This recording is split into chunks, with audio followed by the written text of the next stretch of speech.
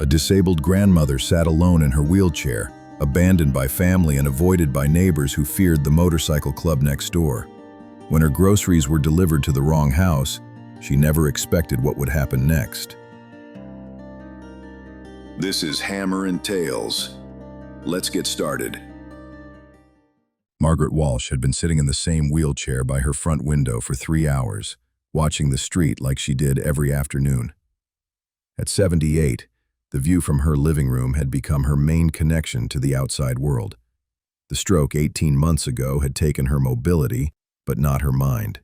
She was sharp enough to know that her adult children had their own lives 2 states away, and sharp enough to understand that she was utterly alone. The modest 2-bedroom house had been home for 43 years, back when her late husband Roy was alive, and the neighborhood was filled with young families. Now, most of the original neighbors had moved away or passed on, replaced by people who gave her polite waves but kept their distance. Especially since the motorcycle club moved in next door. Margaret shifted in her wheelchair, wincing as the movement sent pain through her left side. The physical therapy exercises the visiting nurse had shown her sat forgotten on the coffee table. What was the point of getting stronger when there was nowhere to go and no one to see? Her refrigerator held a can of soup and some crackers that were probably stale. The grocery delivery service had gotten expensive, and her Social Security check didn't stretch as far as it used to. She'd been rationing food for the past week, telling herself she wasn't really that hungry anyway. The rumble of motorcycle engines interrupted her thoughts. Margaret tensed, as she always did when the bikers came and went from the house next door. They'd moved in 6 months ago, a dozen or more men in leather jackets with patches and insignia she didn't understand. Their motorcycles were loud, their appearance intimidating, and their late-night gatherings made her nervous. Margaret had tried calling the landlord about the noise, but he'd told her the bikers paid their rent on time and weren't technically breaking any laws. The police had been polite but unhelpful when she'd expressed her concerns about having a motorcycle club for neighbors. But what really troubled Margaret wasn't the noise or even the fear. It was how isolated their presence made her feel. The other neighbors seemed to avoid the street now, hurrying past without making eye contact. Her weekly visits from Mrs. Chen next door had stopped completely. Margaret was more alone than ever, and the men next door were a constant reminder of how vulnerable she'd become. She'd grown up in an era when motorcycles meant trouble, when movies and news stories painted bikers as dangerous outlaws. The sight of their leather jackets and tattooed arms confirmed every stereotype she'd absorbed over the decades. Little did Margaret know that her deepest fears were about to collide with reality in the most unexpected way. Thursday afternoon brought the usual delivery of groceries Margaret had ordered online, though the order was smaller than usual. She'd cut it back to the essentials, trying to make her limited budget stretch another week. The delivery driver was new, young, and seemed to be in a hurry. Margaret waited by her window watching for the familiar truck. When it arrived, she saw the driver grab a single bag and walk toward her front door. But instead of approaching her house, he turned toward the driveway next door. "Excuse me," Margaret called from her window, but the driver was already walking back to his truck. She watched helplessly as he drove away, leaving her groceries on the porch of the motorcycle club. Margaret stared at the bag sitting on her neighbor's steps. Inside was the food she'd carefully budgeted for, the meals that would get her through the next week. Her arthritis made opening windows difficult, and by the time she'd managed to slide the front window open enough to call out, the delivery truck was already gone. She sat in her wheelchair looking at the groceries she couldn't reach, too proud to call the delivery company and too scared to approach the biker's house herself. The irony wasn't lost on her. She was starving while her food sat 20 feet away, separated from her by a distance that might as well have been miles. The afternoon passed slowly. Margaret watched the bag through her window, hoping the delivery driver might return to correct his mistake. She tried calling the grocery service, but after 20 minutes on hold, she gave up.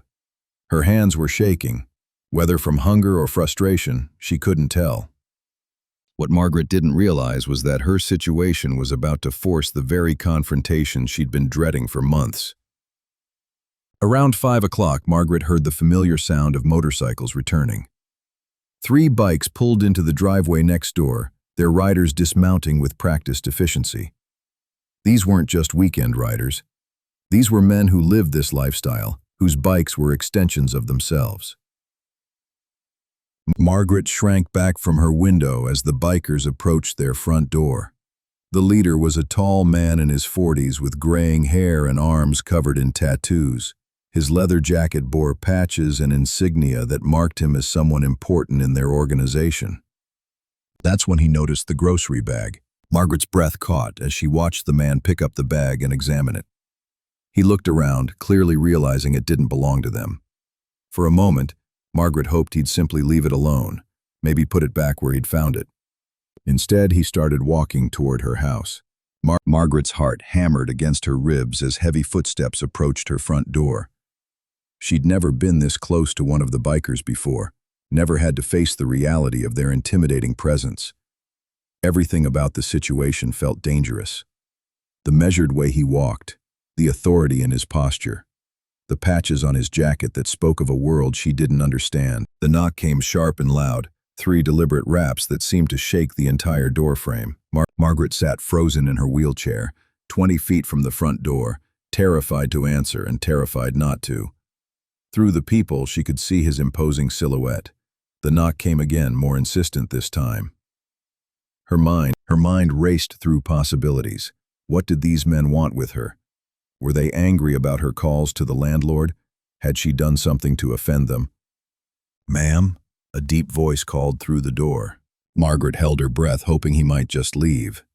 But the voice came again, and what he said next would change everything she thought she knew about the men next door. "I think we got your groceries by mistake." Margaret blinked, certain she'd misheard. Groceries.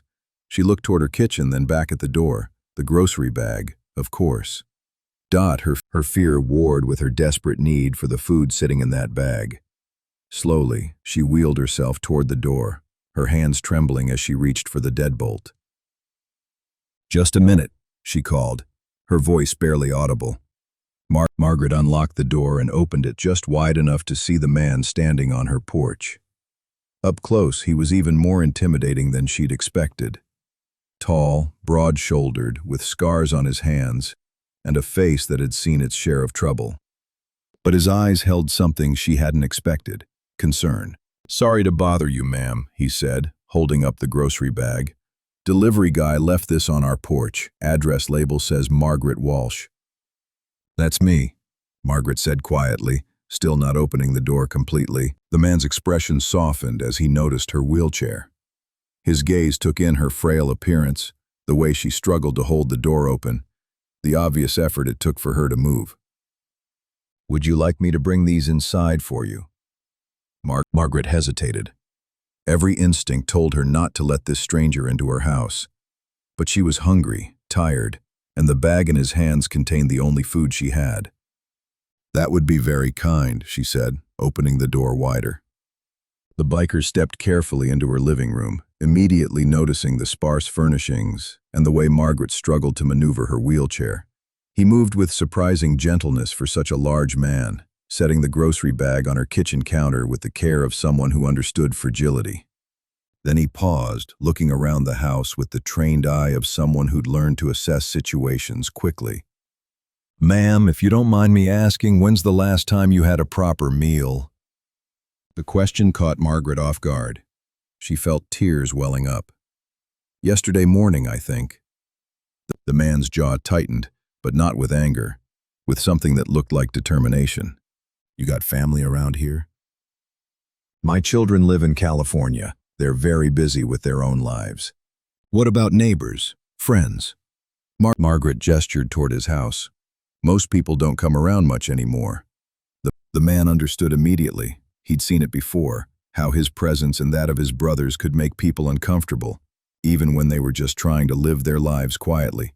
"Ma'am, I'm Derek," he said. "I'm the president of the motorcycle club next door, and I want you to know that if you ever need anything, you just let us know." Margaret looked at this intimidating man who just offered to help her, and felt her world tilting on its axis. But Margaret had no idea that this simple moment was about to trigger a chain of events that would transform not just her life, but the entire neighborhood. The next morning, Margaret woke to an unfamiliar sound. Someone was working in her front yard.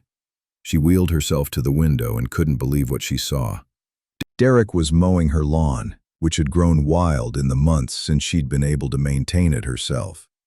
He worked methodically, taking care around her flower beds, even using an edger to clean up the borders. When he finished, he knocked on her door again. "Morning, Mrs. Walsh.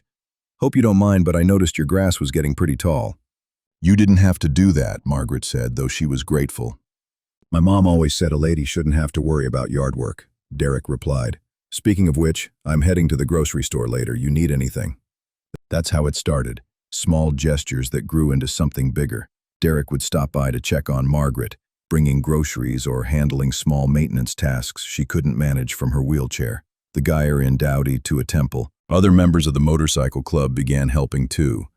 Marcus, a mechanic, fixed her ancient washing machine when it broke down. Tommy, who worked construction, installed grab bars in her bathroom and a ramp over the front steps. Margaret discovered that these men she'd feared were nothing like the stereotypes she'd believed. Derek had been caring for his elderly mother before she passed. Marcus sent money to his ex-wife to help support their kids. Tommy volunteered at a veterans center on weekends. They were just men who happened to ride motorcycles, trying to take care of their community in the way they knew how. What started as neighborly kindness was about to grow into something much larger than anyone expected. Word of Margaret's situation spread through the motorcycle community beyond just her immediate neighbors. Other clubs heard about the elderly woman who'd been helped by Derek's group. The story resonated with riders who understood what it meant to be misunderstood, to be judged by appearance rather than actions. 3 months after Derek first returned her groceries, Margaret's house had been transformed. The motorcycle club had organized work parties to make her home fully accessible. They'd paid for medical equipment her insurance wouldn't cover. They'd even arranged for a service dog, a gentle golden retriever named Buddy, who helped Margaret with daily tasks. But more than the physical improvements, Margaret had gained what she'd lost when Roy died: family. The clubhouse next door became a second home to her. The men would invite her over for barbecues and holiday celebrations. She became their unofficial grandmother, offering advice and comfort when they needed it. Margaret learned that several of the bikers were veterans dealing with their own struggles. Others were single fathers trying to balance work and parenting. All of them were people who understood what it meant to take care of others. When Margaret's birthday came around, the entire club threw her a party that filled both houses. Dozens of motorcycles lined the street, and neighbors who had avoided the area for months came by to see what was happening. What they found was an elderly woman surrounded by people who clearly loved her, celebrating with the kind of joy that comes from genuine family connections. Margaret's actual children called that day, as they did every few months. She told them about her new friends, about how well she was being cared for, about how full her life had become. They were polite but clearly skeptical about their mother's association with a motorcycle club.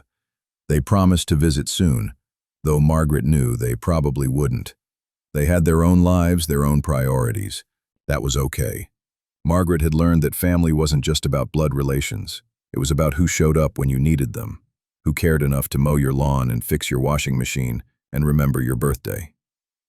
But what none of them knew was that Margaret's impact on the motorcycle community was about to extend far beyond what any of them had imagined. 2 years after Derek first knocked on her door, Margaret's health began to decline. The club members took turns staying with her, making sure she wasn't alone. They arranged for the best medical care they could find, advocating with doctors and insurance companies when Margaret was too tired to fight.